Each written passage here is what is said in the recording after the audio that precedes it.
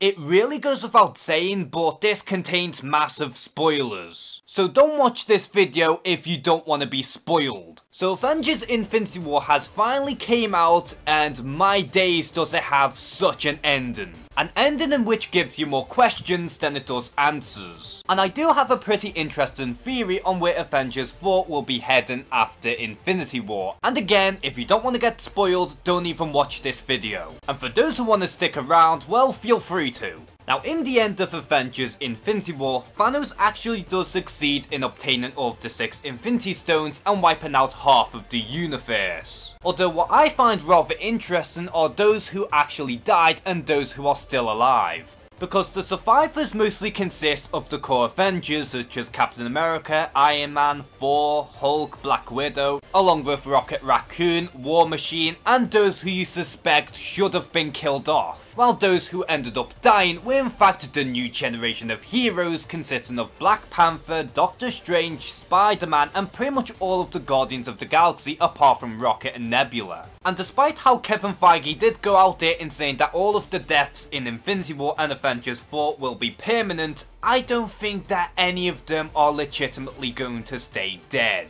Because we do know that they still have sequels. Although what I personally think happened to these guys are the fact that their souls are actually trapped in the Soul Stone. And why I think this is because we've never seen exactly what the Soul Stone is capable of. Or at the very least it wasn't very well explained. Although the best thing I could find in relation to the Soul Stone is the fact that it is capable of controlling life and death. Even though I thought that this was only a thing if you have all of the Infinity Stones, but let's just go with that for the sake of argument. Now in the comics, the Soul Stone does have some sort of sentience, and it also has its own pocket dimension, where all of the trapped souls float around. And if this still applies to the MCU, then I do believe that all of the dead heroes are still trapped in the Soul Stone. And I do have a strange feeling in that just before the heroes died, it was in fact Gamora who ended up saving the heroes' souls, and recruiting them into the dimension so that they can make an all-around assault against Thanos. And why I think Gamora is in the Soul Stone is because she was sacrificed by Thanos himself. And in turn, Gamora's soul ended up becoming the Soul Stone itself. And in turn has a similar role to Adam Warlock in the comics. And speaking of Thanos, what I personally think is going to happen in the next film is that despite how he did actually succeed in wiping out half of the universe, and quote unquote balancing and saving the universe itself,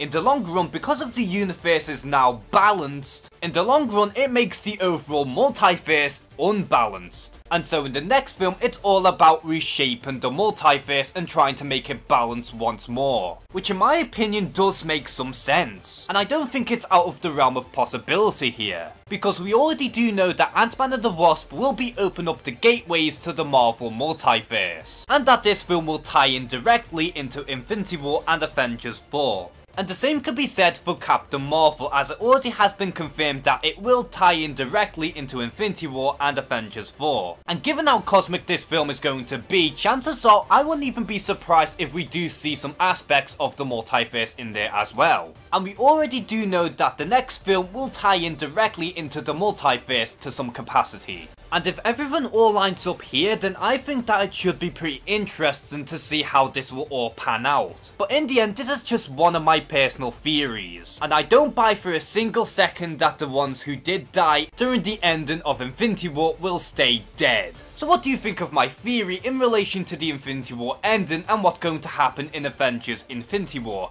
Do you think that makes sense, or do you have a completely different theory on what's going to happen next? Comment below and share some thoughts, because honestly this is a really interesting topic.